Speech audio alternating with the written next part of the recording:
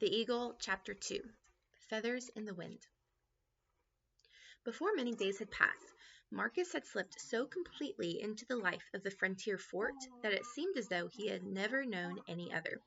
The plan of all Roman forts was much the same, and the pattern of life lived in them, so that knowing one meant knowing them all, whether it was the stone-built camp of the Praetorian Guard itself, or a baked mud fort on the upper Nile.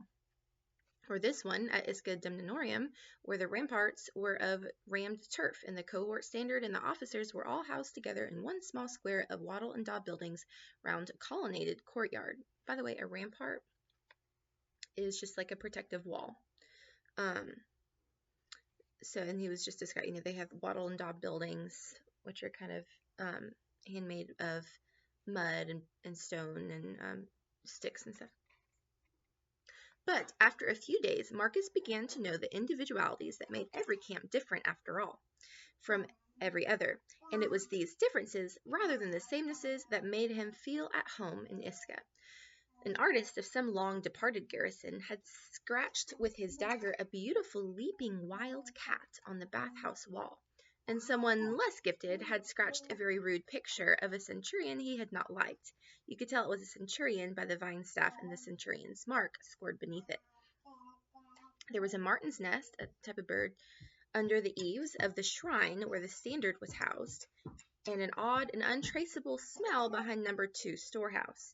And in one corner of the officers' courtyard, some past commander, homesick for the warmth and color of the South, had planted a rose bush in a great stone wine jar, and already the buds were showing crimson among the dark leaves. The rose bush gave Marcus a sense of continuance.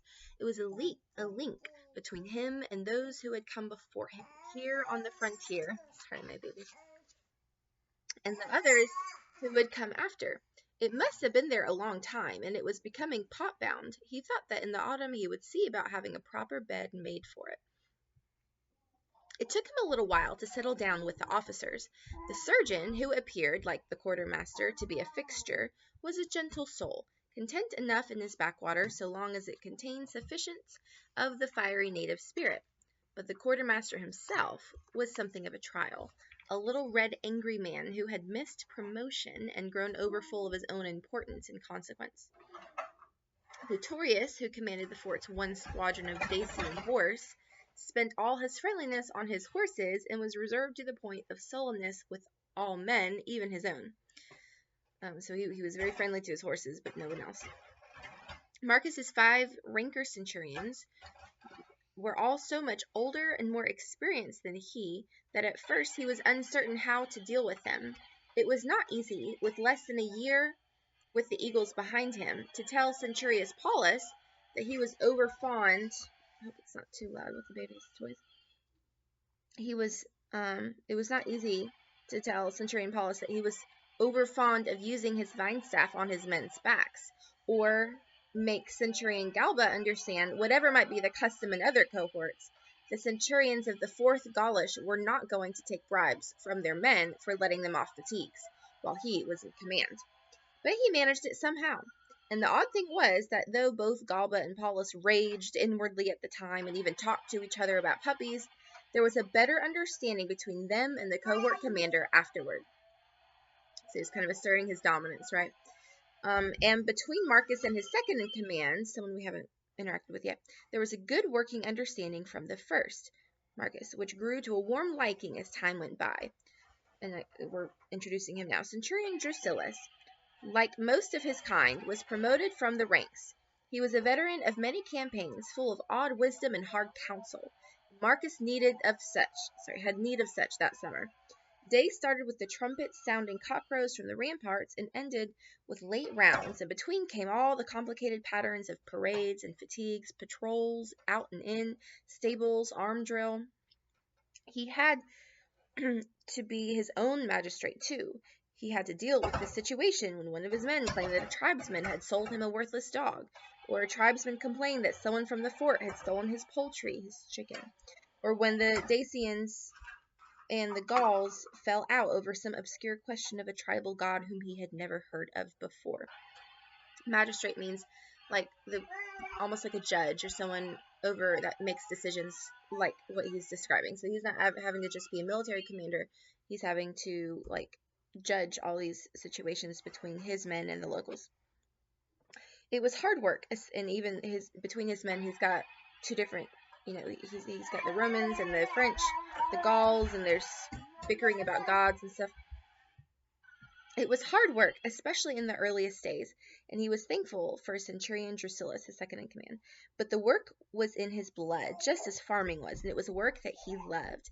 And it was not all work. There was the occasional day's hunting, too, good hunting, even as Hilarion had said. His usual guide and companion on the trail was a Briton not many years older than himself, a hunter and horse dealer, Cradock by name. And on a morning of late summer he went down from the fort, carrying his hunting spears, to pick up Cradock according to custom. It was very early, the sun not yet up, and the mist lying like a white sea between the hills. Scent would lie low and heavy on such a morning, and he sniffed the dawn chill like a hound. And yet he could not find his usual pleasure in the fine hunting morning, for he was worried. Not very worried, but enough to take the keen edge off the blade of his enjoyment. It's metaphor, comparing his enjoyment to a sharp blade, but the worry was enough to take that just the edge off. Turning over in his mind, it makes sense that a Roman soldier would use a metaphor like a blade, right? Turning over in his mind the rumor that had been drifting through the fort for the past day or two. The rumor, we haven't heard about it yet, we're just now introduced to, of a wandering druid having been seen in the district.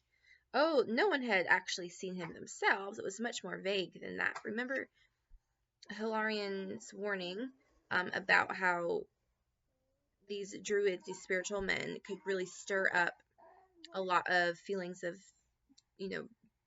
dissatisfaction and wanting to overthrow the Romans, and how that could be a lot of trouble. Nevertheless, remembering Hilarion's warning, he had checked up as best he could, without, of course, the least result. But even if there were something in the wind, there would be no result. Nothing to be got even from the men who held official positions from Rome. If their first loyalty was to Rome, they would know nothing. If it was to their tribe, they would tell nothing. Right? So the people who are loyal to Rome are not going to know anything about it, but the people that aren't are not going to tell them anything. Probably there was not a scrap of truth in the story. It was just one of those floating rumors that blew up from time to time like a wind out of nowhere. But he would keep his eyes and ears open all the same, especially as once again, for the third year running, the harvest was going to be a poor one. You could tell that from the faces of the men and women, as well as you could from their little fields, where the corn stood thin and shriveled in the ear. A bad harvest was always the time to look for trouble. As he threaded his way among the crowding huts beyond the forum, it struck Marcus again how untouched this place was by Rome.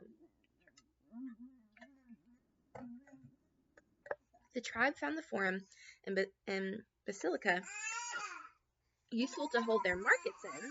One or two men had laid aside their hunting spears to become Roman officials. Occasionally, even one saw a Roman tunic.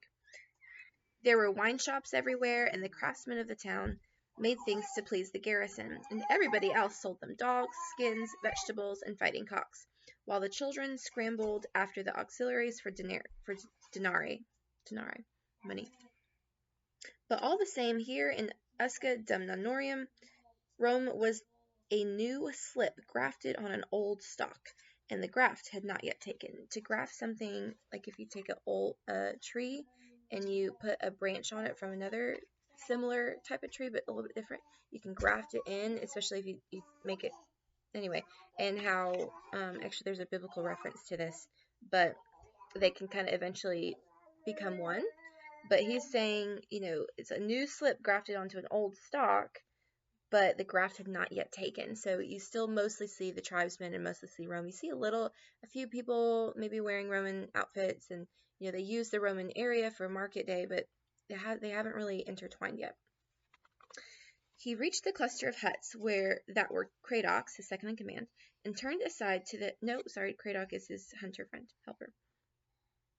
And turned aside at the house place door, whistling a few bars of the latest tune running in the legions, with which he was used to announce his arrival. The leather apron over the doorway was drawn aside at once, but instead of the hunter there appeared a girl with a solemn, sunburnt baby on her hip. She was tall, as were most British women, and carried herself like a queen. But the thing that Marcus noticed about her was the look on her face, a queer, guarded look, as though she had drawn a veil behind her eyes so that he should not see in. "My man is out behind with his chariot team. If the commander goes to look, he will find him," she said, and stepped back, letting the leather apron fall between them. Marcus went to look. The sound of the hunter's voice and the horse's soft whinny gave him his direction, and making his way between the woodpile and the tethered cock, whose feathers shone with metallic colors among the duller hens, he reached the doorway of a stable hut and looked in. Cradock turned to the doorway as he appeared, and gave him a courteous greeting. Marcus returned it. By this time he spoke the Celtic tongue fluently, though with an appalling accent, but he was staring into the shadows behind the other man. "I did not know you drove the royal force in these parts," he said. "We are not above learning some lessons from Rome. Have you never chanced to see my team before?" Marcus shook his head. "I did not even know you for a charioteer, though I suppose I might have guessed. The British are all charioteers."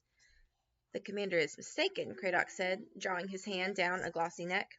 "The British can all drive after a fashion. Not everyone is a charioteer. You, I take it, are a charioteer?" "I am accounted among the best of my tribe," Cradock said with quiet dignity.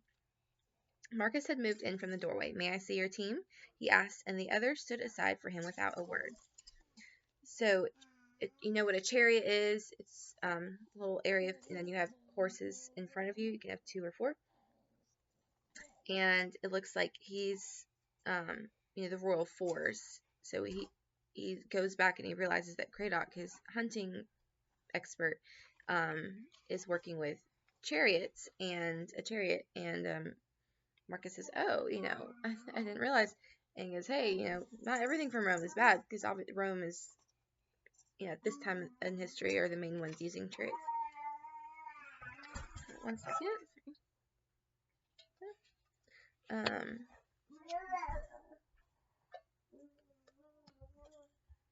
The 4 were loose in their stable, and they came to him almost like dogs, to sniff inquiringly at his breast and outstretched hands.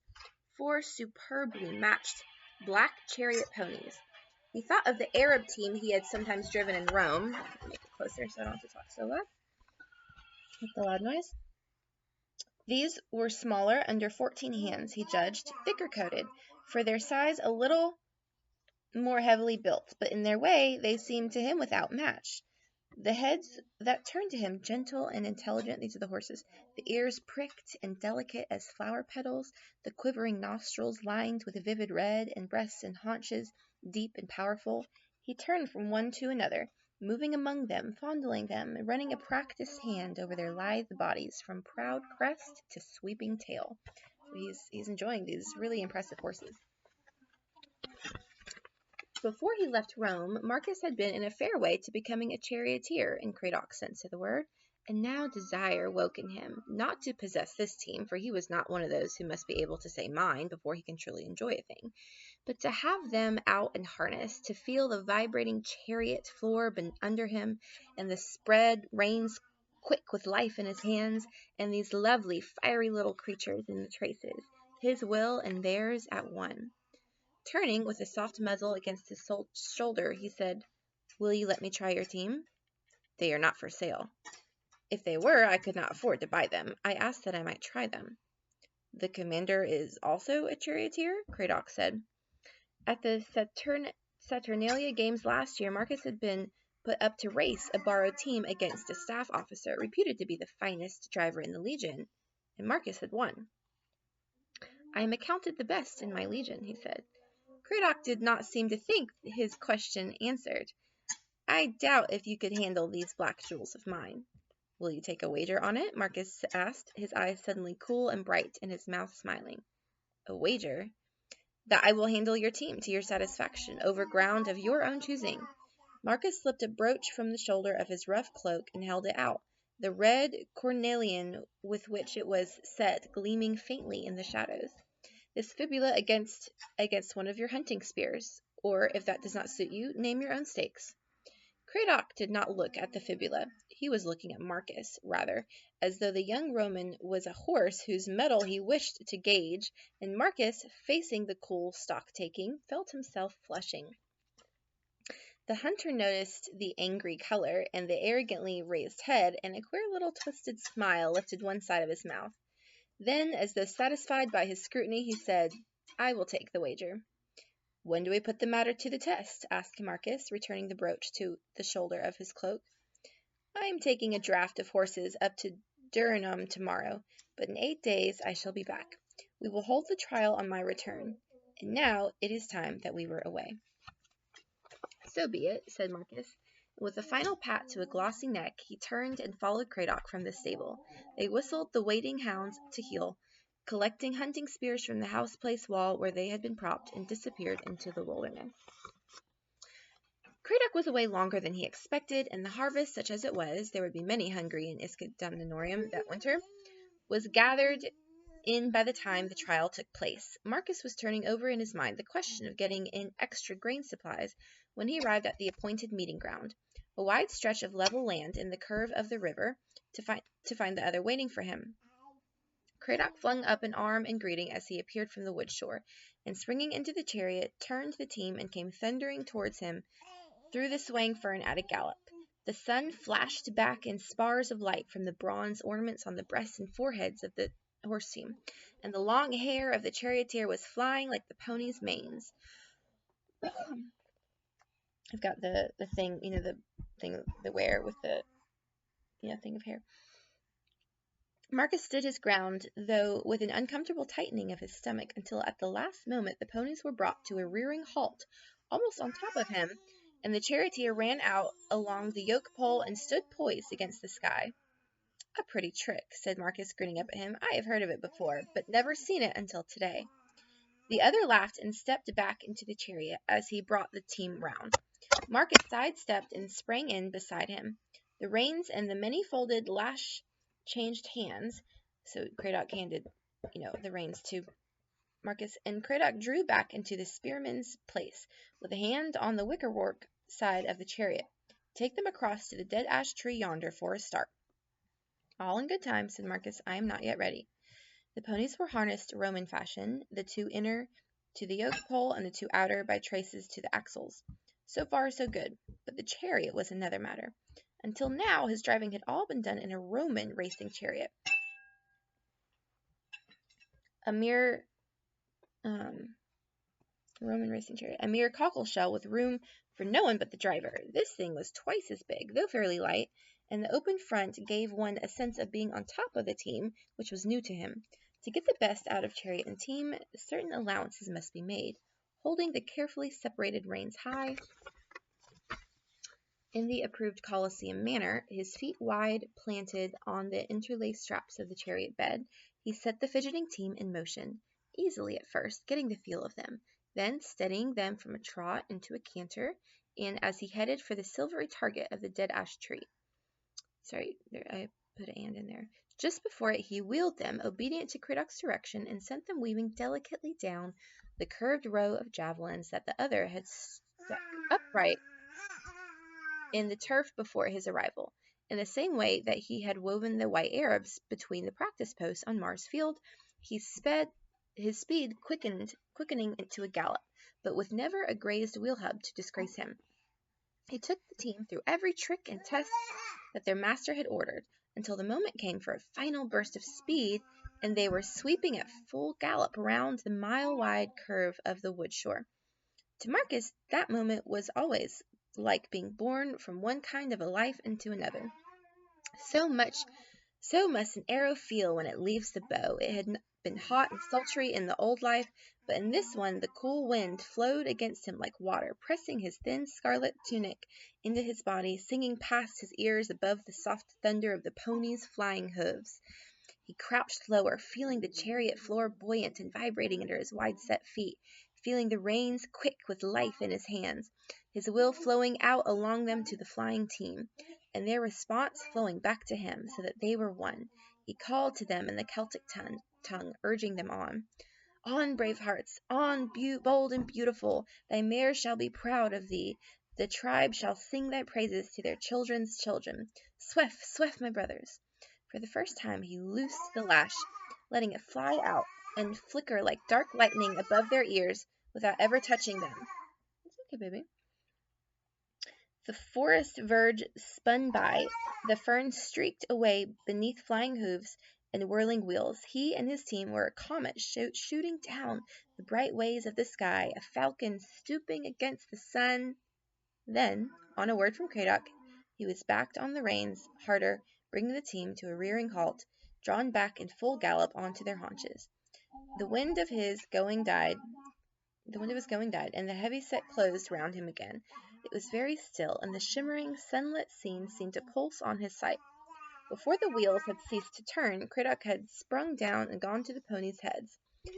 After the first plunging moment, they stood quite quiet, with their flanks heaving a little, but not overmuch. Well, Marcus demanded, rubbing the back of his hand across his wet forehead. Cradock looked at him, unsmiling. The commander begins to be a charioteer, he said. Marcus laid by reins and lash, and stepped down to join him. I have not driven a team to better these, he said, and curved his arm over an arched neck. Do I win my spear? Come and choose it for yourself before you go back to the fort, said the other. So he won the bet. He did good enough. He's like, the commander begins to be a charioteer, is what Hush had said. He had brought sweet crusts with him in the breast of his tunic, and he held them out on his open palms to the soft, questing lips of the ponies. These four are the jewels of my heart. They are descended out of the royal stables of Icena, and there are few who could handle them better than the commander. And there was a queer note of regret in his voice, for which there seemed no reason, but Marcus was to remember it afterward. They drove back slowly, walking the ponies through the summer evening. It will not harm them to stand for a little, now that they have cooled off, Cradock said, as after threading their way through the confused huddle of the town, he pulled up before his own house place. He drew the reins over the ponies' heads, and turned to the dark doorway, calling, Gwenhumara, bring out to me my spears. The leather apron had been drawn back to let in what air there was, and the red fire glowed in the center of the house place. Marcus saw the tall girl rise without a word. She had been turning wheat cakes among the hot ash for her man's supper, and melt into the darkness of some inner place. Several dogs, which had been lying in the piled fern, with the small brown baby sleeping in their midst, came out with waving tails to fawn around their master, but the baby slept on, sucking its thumb. In a few moments the girl came back and joined them in the doorway, carrying a sheaf of spears whose polished blades caught the evening light like so many tongues of flame. The commander and I have laid a wager, said Cradock, his brooch against one of my hunting spears. He has won, and now he has come to choose his spear. As he spoke, he took one from the sheaf and stood leaning on it with a gesture that said quite plainly, but not this one. Those that were left were fine weapons, beautiful as were all the weapons of the Celts, perfectly balanced and deadly, some light for throwing, some broad-bladed for close work, some for war, some for hunting. The girl handed them to Marcus one by one, and he tested and examined them, finally picking one with a slender barbed blade and a crosspiece just below the neck. This one, he said. It shall be this one, for when I hunt boar with your husband this winter.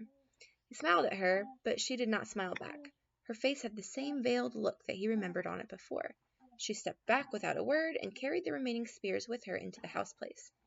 But Marcus had already turned to the hunter, for that other spear had caught his interest and been in his mind even while he made his choice.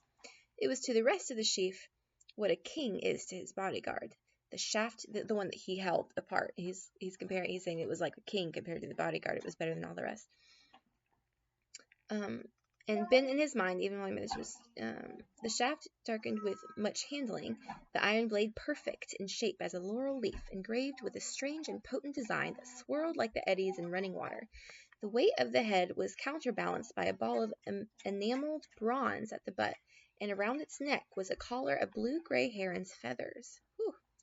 I have not seen the like of this before, Marcus said. It is a war spear, is it not? Cradock's hand caressed the smooth shaft. It was my father's war spear, he said.